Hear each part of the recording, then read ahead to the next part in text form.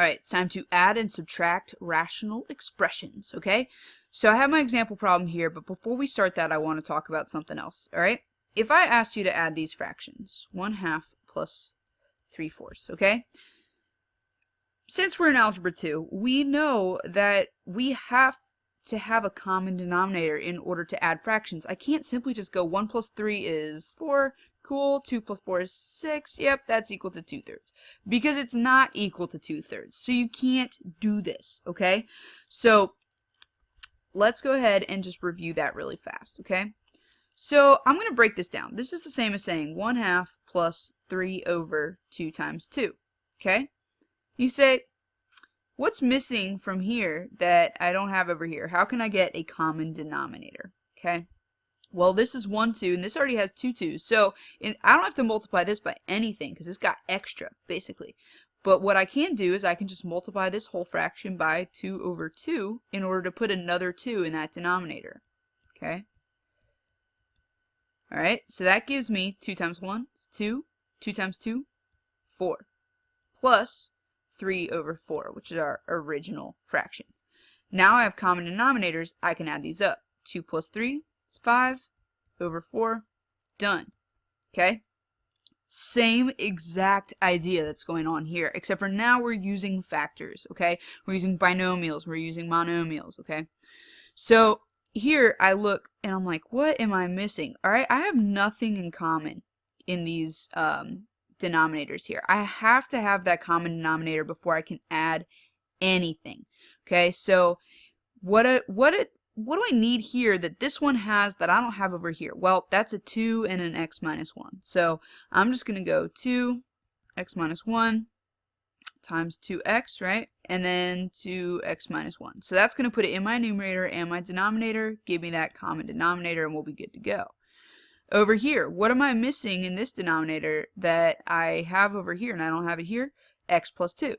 So I have x minus 4 and then 2 times x minus 1 times x plus 2 over x plus 2. Okay?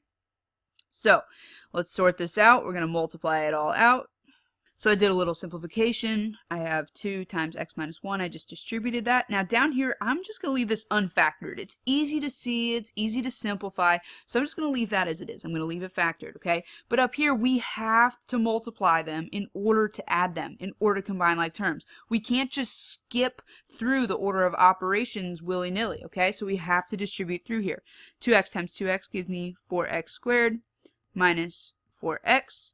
Then over here, I get plus x times x, x squared, minus 4x, plus 2x, minus 8. And my denominator now is the same in both of them, which is 2x minus 1, x plus 2. Okay? So let's combine some like terms.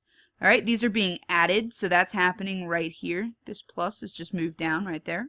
Alright, 4x squared plus x squared, leaving me with 5x squared terms. Okay, I'm just going to check them off that I've used them. Okay, now I have a negative 4x and a negative 4x, which is negative 8x, and then plus 2x is minus 6x. Okay, and then last but not least, I have my negative 8 right here. So I've done it. I've added them together. Okay.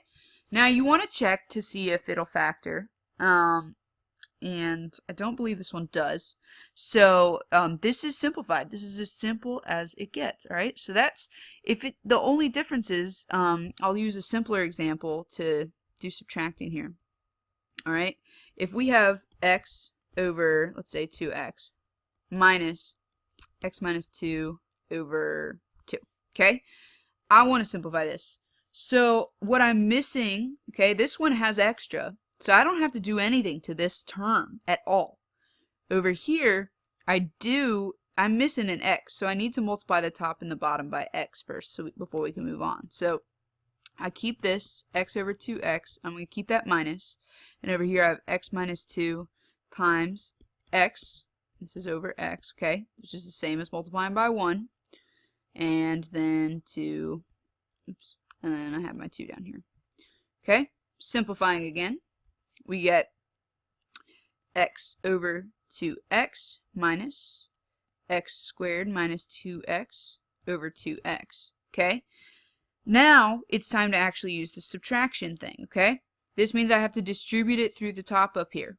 Alright? So I get x minus x squared plus 2x. Okay? So that went to my x squared, gave me a negative, and then it went to my negative 2x and gave me a positive. Then down here, I have 2x. Now it's time to just combine my like terms. Negative x squared and x plus 2x gives me plus 3x. Okay? I'm not done quite yet. I got to check to see if I can simplify or factor. I see that I can pull a GCF out of this. So I'm going to pull that GCF out. So that's x. And I'm going to go ahead and just pull the negative 1 out of this too. So negative x, and then we have x minus 3 left in here. Okay? Over 2x. Now this simplifies a little bit. Okay, I have an x and an x, so I can cancel that out. Negative x minus 3 over 2. Alright, the x is canceled. Or negative x plus 3 over 2. Okay? Another way this can be written is 3 minus x over 2. Alright? It can go in, it can be written any one of these three ways, and you always have to be on the lookout that this 3 minus x is equal to this negative x minus 3, because when we're doing other things, sometimes things cancel, and if we miss that, then we're going to get it wrong. Okay, we're not going to simplify properly. So that's adding and subtracting rational expressions. I hope this helped. Thanks.